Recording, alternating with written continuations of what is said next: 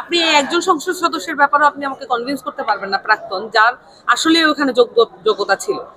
তারা তাদের হয়তো পড়াশোনা অনেক বেশি ছিল কিন্তু দুর্নীতি পরায়ণ ছিল, হয়তো অনেক বেশি পড়াশোনা করা নাই আবার দুর্নীতি পরায়ণ না, কিন্তু সেক্ষেত্রে সে মেরুদণ্ডহীন। মানে সংসদ সদস্য কেউই এমন ছিল। এবং এই রাষ্ট্রের ক্ষমতা থাকাকালীন সময় আসলে মানুষের কতটুকু জীবনযাপনে, তার জনজীবনে কতটুকু পরিবর্তন এসেছে সেই সময়ের যারা ওই আমলটা দেখেছেন তারা ভালো বলতে পারবেন, এবং পত্রপত্রিকা আপনারা দেখতে পাবেন। তারা রাষ্ট্র ক্ষমতায় গিয়েছেন কিন্তু আসলে মানুষের যে স্বাভাবিক জীবনযাত্রা, নাগরিক অধিকার, মর্যাদা এগুলো নিশ্চিত করার জন্য কাজগুলো করতে পারেননি। এবং ফলশ্রুতিতে আমরা দেখেছি আওয়ামী লীগের মতো একটি ফ্যাসিস্ট দলের উত্থান, এবং সেটার মধ্য দিয়ে আওয়ামী লীগের আবার পতনও দেখেছি। বাংলাদেশের মানুষের এটা অর্জন হিসেবে আমরা দেখলাম। এবং পুরাতন রাজনৈতিক দলগুলোর যে স্ট্রাকচার, যে কাঠামো, এবং সেই সাথে তার অর্থনৈতিক যে ব্যবস্থা দলের অভ্যন্তরীণ, এটার কারণেই দেখা গেছে যে এই দলগুলোর পক্ষে, মানুষের পক্ষে অবস্থান নেওয়ার কোনো অপশন থাকে না। এবং তারা দেখা গেছে যে একটা সার্ভিস প্রোটেকশন মডেলের মধ্যে দিয়ে চলেন, যেখানে তারা গুন্ডাপান্ডা পালেন, সন্ত্রাসী পালেন এলাকায়, এবং সেটার মধ্য দিয়ে ত্রাস সঞ্চার করেন, সেটার মধ্য দিয়ে ভোট কালেক্ট করেন। কিন্তু তারা বেসিক্যালি ওই ত্রাসের মধ্য দিয়ে তাদের রাজনীতিটা কায়েম করতে চান। কিন্তু আমরা এমন ধরনের রাজনীতির কথা বলি যে রাজনীতি মানুষকে ভয় দেখানোর রাজনীতি না, বরঞ্চ বাংলাদেশের মানুষকে যেভাবে আপনারা দেখছেন, আমাদের মনোনয়ন প্রত্যাশীরা যেভাবে এসেছেন, সকল বয়সের সকল পেশার মানুষ নির্বিঘ্নে আসছেন, এবং তারা আসলে কি মানে চিন্তাও করছেন না যে এটার যে অর্থবিত্তের যে সম্পর্ক রাজনীতির সাথে, সেটাকে তারা বিবেচনাও করছেন না। এভাবে করেই আসলে বাংলাদেশের রাজনীতিটা পরিবর্তন হবে, এটা আমরা মনে করছি।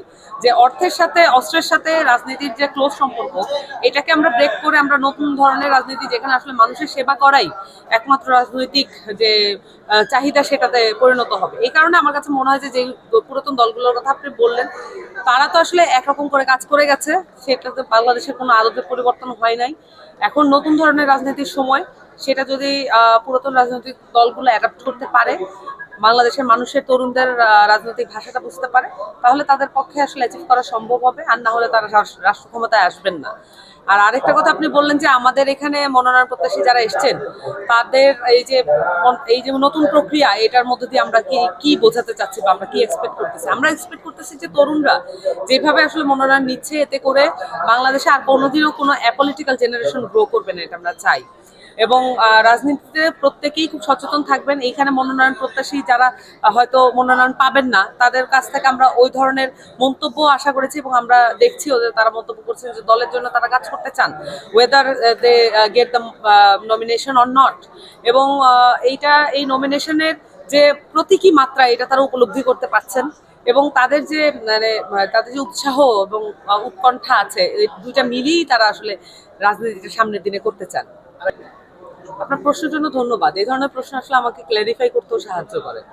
দেখেন, আমরা গত 53 বছরে যে ধরনের সংসদ সদস্য দেখেছি, আপনারাও দেখেছেন কি ধরনের সংসদ সদস্য দিয়ে আমাদের দেশ পরিচালনা করা হয়েছে। আপনি একজন সংসদ সদস্যের ব্যাপারে আপনি আমাকে কনভিন্স করতে পারবেন না, প্রাক্তন যার আসলে ওখানে যোগ্যতা ছিল। তারা তাদের হয়তো পড়াশোনা অনেক বেশি ছিল কিন্তু দুর্নীতি পরায়ণ ছিল, হয়তো অনেক বেশি পড়াশোনা করা নাই আবার দুর্নীতি পরায়ণ না, কিন্তু সেক্ষেত্রে সে মেরুদণ্ডহীন। মানে সংসদ সদস্য কেউই এমন ছিল